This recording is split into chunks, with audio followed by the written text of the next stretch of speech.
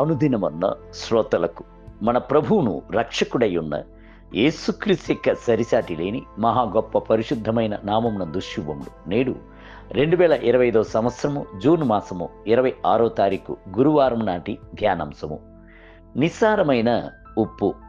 మత్తయి సువార్త 5వ అధ్యాయము 53వ వచనమందు ఉప్పు నిస్సారమైతే అది దేని వలన సారము పొందును? ఉప్పును గూర్చి మొట్టమొదటిగా ఆదికాండము 14వ అధ్యాయము 3వ వచనమందు చదువుచున్నాము.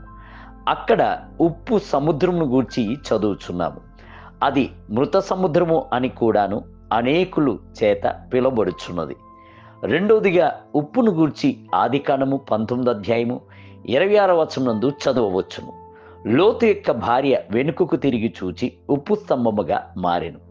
మూడవదిగా ఉప్పును గూర్చి లేవీకాండము 2వ అధ్యాయము 13వ వచనమందు ఉప్పు అనున్నది ప్రభు చేత అంగీకరింపబడుచున్న ఉప్పుగాను, సారవంతమైన ఉప్పుగాను, ఆశీర్వాదకరమైన ఉప్పుగాను ఉండుటను చూచుచున్నాము.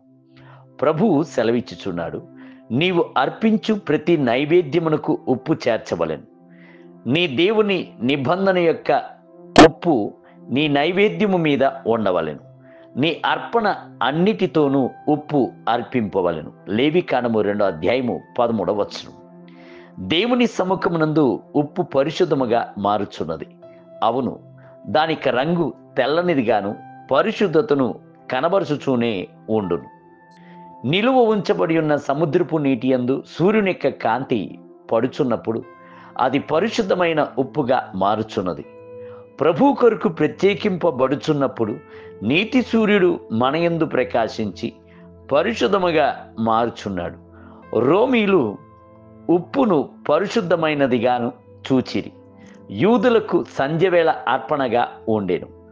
మిమ్ములను మీ యొక్క శరీరములను పరిశుద్ధముగాను దేవునికి ఇష్టమైన సజీవ బలిగా అర్పించుకుందురా. రోమిలకు రాసిన పత్రిక 12వ అధ్యాయం 1వ వచనం. ఉప్పు యొక్క తర్వాతి గుణలక్షణము పదార్థములను కాపాడుచున్నదై ఉన్నది. మరణించిన శరీరము కొన్ని గంటల సమయం వరకు చెడిపోకుండా ఉండుటకు ఐసు గడ్డలతో ఉప్పును కలిపి భద్రపరచుదురు. మృతదేహము కుళ్ళిపోకుండా ఉండుటకు అది సహాయపడును. ఇంటనున్న ఊరగాయలు చెడిపోకుండా ఉండుటకు దానిని ఉప్పుతో ఊరబెట్టుదురు. అప్పుడు క్రిములు అందులో ప్రవేశింపకుండా ఊరగాయ భద్రపరచబడి దీర్ఘకాలము చెడిపోకుండా ఉండును. నేను మీ యొక్క కుటుంబమును దేశమును కాపాడునట్లు ఉప్పుగా ఉండుట అవశ్యమైనది అని ప్రభువు సెలవిచ్చుచున్నాడు. ఎహెజ్కేలు గ్రంథం 3వ అధ్యాయం 17వ వచనం. మిమ్మల్ని గూర్చి దేవునికి ఒక ఉద్దేశమును ప్రణాళిక కలదు. అది ఏమిటి? మనము మన దేశం యొక్క ప్రజలను కాపాడుటయే అది. ఉప్పు యొక్క తర్వాతి ప్రయోజనం ఏమిటి? అది శుద్ధీకరించుచున్నది.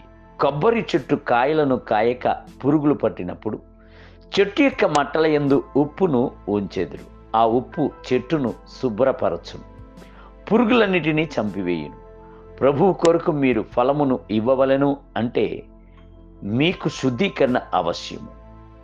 యెరికో పట్టణం యొక్క ప్రజలు అక్కడున్న నీళ్లు చెడ్డదని వేదనతో ఎలీషా వద్దకు వచ్చి చెప్పినప్పుడు ఒక కొత్త పాత్రలో ఉప్పును వేయమని చెప్పి నీటిని శుద్ధీకరించి స్వస్థపరచను. దేవుని బిడ్డలారా, ప్రయోజనకరమైన ఉప్పుగా ఉండడి.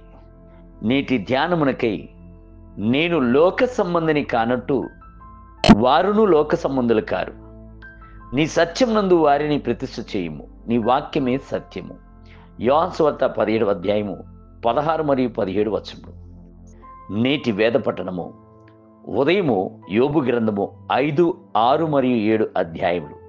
సాయంత్రం అపోస్తల కార్యములు 8వ అధ్యాయం 1 మొదలుకొని 25 వచనములు.